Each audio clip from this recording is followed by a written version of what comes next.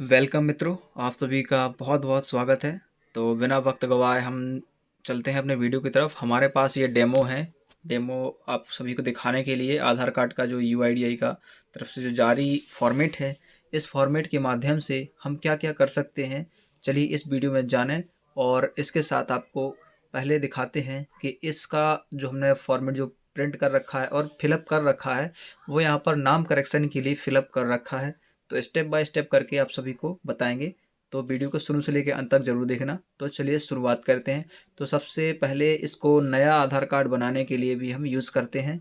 और दूसरा आता है कि हम अपना एड्रेस चेंज करने के लिए हम इसको यूज़ करते हैं। तीसरा अपना जन्म तिथि अपडेट करने के लिए। और चौथा यहाँ पर अपना नाम अपडेट करने के लिए इस फॉर्म का यूज़ होता है। तो इस फॉर्म को किस किस तरीके से, किस कंडीशन में, कहाँ कहाँ से सील साइन और किसकी अथॉरिटी से इसको सिग्नेचर वगैरह करवाने होते हैं, सब कुछ बेसिक जानकारी इस वीडियो में मैं आपको दे रहा हूं। तो चलिए देखते हैं। सबसे पहला हम अपना यहाँ पर चेक करेंगे नाम करेक्शन करने वाला, क्योंकि ये वीडियो बहुत ही ज़्यादा बड़ा हो जाएगा यदि हम चारों टॉपिक को एक साथ जोड़ देंगे। तो हम यहाँ पर शुरुआत करते हैं अपने नाम करेक्शन के लिए, जिसमें हम अपने कस्टमर का या जो सिटीजन व्यक्ति हैं, कैंडिडेट है, उनका अपना अपना आधार कार्ड में नाम संशोधन करने के लिए इस फॉर्म को फिलअप करने वाले हैं। तो सबसे पहले देखिएगा, ऊपर की तरफ आपको यहाँ पर डेट डालनी है, प्रेजेंट डेट। और सबसे पहला वाला कॉलम जो मिलेगा यहाँ पर रेसिडेंट पर हमें क्लिक करना है।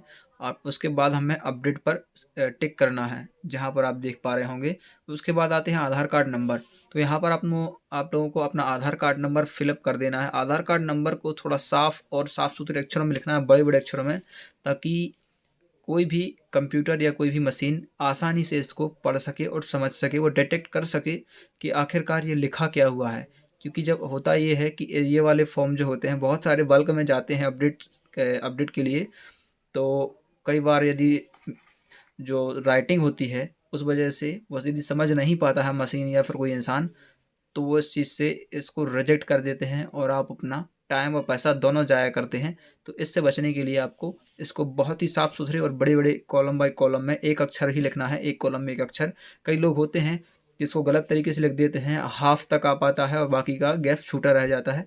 तो हमें कॉलम बाय कॉलम, इसमें 12 कॉलम है, 12 कॉलम में एक एक अक्षर आधार कार्ड का नंबर डाल देना है। ठीक है, फिर आते हैं इसके ऊपर आगे नाम की तरफ। अब यहाँ पर आपको नाम वही डालना है जो आपका करंट नाम, मतलब जो आपको संशोधन करवाना है, जो एक्चुअली में जो लिखना है, जो आप सही नाम चाहते हैं, आपको यहाँ पर वो अपना नाम डाल देना है। वो भी आपको box by box, column by column आपको डालना है, कैपिटल अक्षर में भरना है ये फॉर्म। और ध्यान दीजिएगा, इसमें आपको कोई भी एक भी अक्षर गलत नहीं करना है। यदि आपका एक अक्षर गलत हो जाता है तो यहाँ पर आप नीचे देख पाएंगे, यहाँ पर लिखा हुआ है कि यहाँ पर ये 5 कॉलम दिए हुए हैं, 5 में से कोई भी दिक्कत नहीं होना चाहिए। इनमें से सबसे आप एक एक करके आप देख लीजिएगा, हम जूम करके दिखा देते हैं तो आप पढ़ लीजिएगा। No over writing issues date और डेट इज़ फील्ड, और ऐसे करके बहुत सारे हैं। रेजिडेंट सिग्नेचर सर्टिफायर डिटेल्स, और resident photo is cross sign and cross stamp paper. ठीक है, तो ये बहुत ज़्यादा वो होता है, दिक्कत होता है कि कई लोग सही तरीके से सील नहीं लगवाते हैं या फ़ोटो पर अटैच नहीं होती है। तो इसका चलिए हम एक एक करके दिखा देते हैं। इसको पहले भर लेते हैं। तो यहाँ पर केयर ऑफ़ में आपको वो नाम डालना है।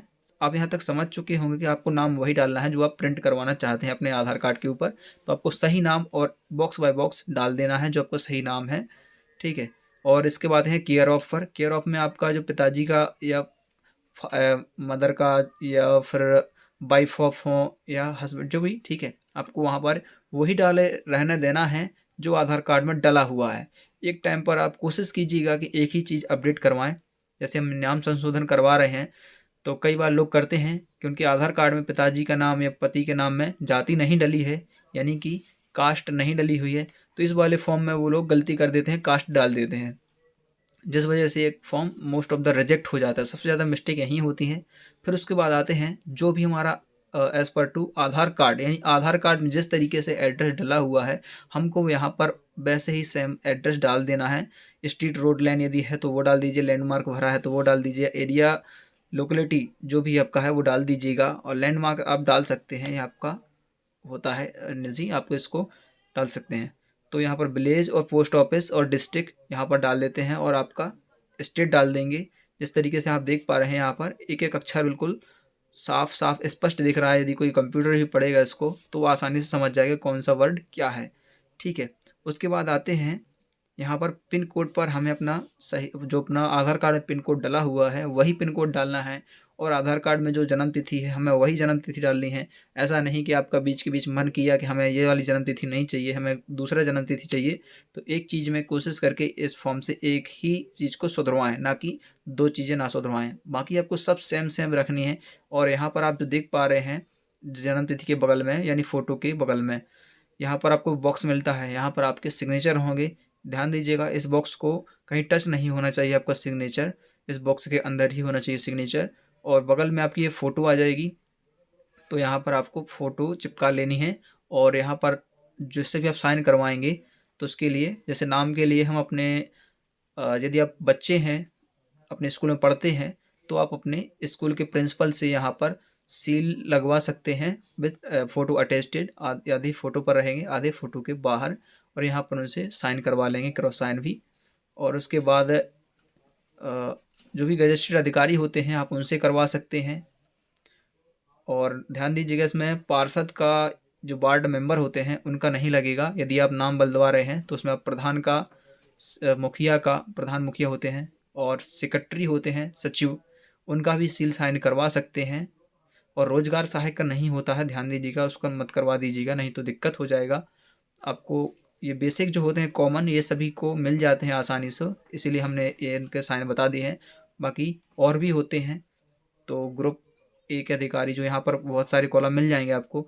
Group of gazetted officer group A, village मुखिया हो जाएंगे gazetted officer group B, MPMLA, आपको इस वाले को कोशिश करके छोड़ना है MPMLA वाले को। और tehsildar head of recognised education institute यानी कि स्कूल के मास्टर, और भी बहुत सारे दिए हुए हैं, 2-3 और हैं, इनकी आप साइन करवा सकते हैं। फिर आते हैं अपने यहाँ पर नेम ऑफ द सर्टिफायर। जो भी यहाँ पर हमारे साइन कर रहे हैं, सील साइन लगा रहे हैं, यहाँ पर उनका नाम डाला जाएगा, उनका पद नाम डाला जाएगा नीचे वाले कॉलम में, और ऑफिस एड्रेस में जहाँ पर वो कार्यरत हैं उस कार्यालय का यहाँ पर नाम डाला जाएगा। उसके बाद यहाँ पर जो अधिकारी, जिन अधिकारी ने साइन किए हैं, मुखिया ने, MPMLA या मतलब तहसीलदार हैं, सचिव हैं, इन्होंने जिसने साइन किए हैं उनका मोबाइल नंबर, और यहाँ पर हमें ये पांचों कॉलम पर टिक करना होता है कि इसमें से कोई भी दिक्कत नहीं है।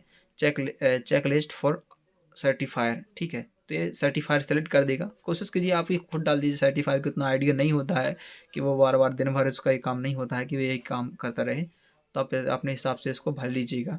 और कोशिश करके इसको एक ही हैंड राइट में भरिएगा। जैसे आप जा रहे हैं जिस भी अधिकारी के पास, तो उनका नाम डाल लीजिएगा, उनको पद नाम डाल लीजिएगा, एड्रेस डाल लीजिएगा, मोबाइल नंबर उनसे खुद पूछ लीजिएगा, या फिर आपको वहाँ पर बाहर उनके कैबिन के आसपास में मिल जाएगा लगा हुआ जो रजिस्टर्ड नंबर होता है, वो डाल लीजिएगा। वहाँ पर आप सीधे जाके सील साइन करवा लेंगे। तो यहाँ पर भी उसी तरीके से जो आप, कई बार होता है कि जो आपके मुखिया लोग होते हैं उनको थोड़ा आइडिया कम होता है सील साइन कहाँ लगाने हैं, तो बॉक्स से कई बार बाहर भी कर देते हैं, जिस वजह से आपका फॉर्म रिजेक्ट हो जाता है। ठीक है, तो यहाँ तक आपको कर लेना है। यहाँ पर तहसीलदार की सील लगी हुई थी, तो यहाँ पर हमने तहसीलदार के साइन करवा रखे थे। तो कुछ ये थी बेसिक मिस्टेक्स जो लोग कई दफ़ा करते हैं, जिस वजह से उनका ये फॉर्म रिजेक्ट हो जाता है। और बाकी के 3 टॉपिक और बचे हुए हैं, तो उनके बारे में भी हम डिस्कस करेंगे अगले आने वाले वीडियो में, क्योंकि वीडियो हो रहा है बहुत लंबा।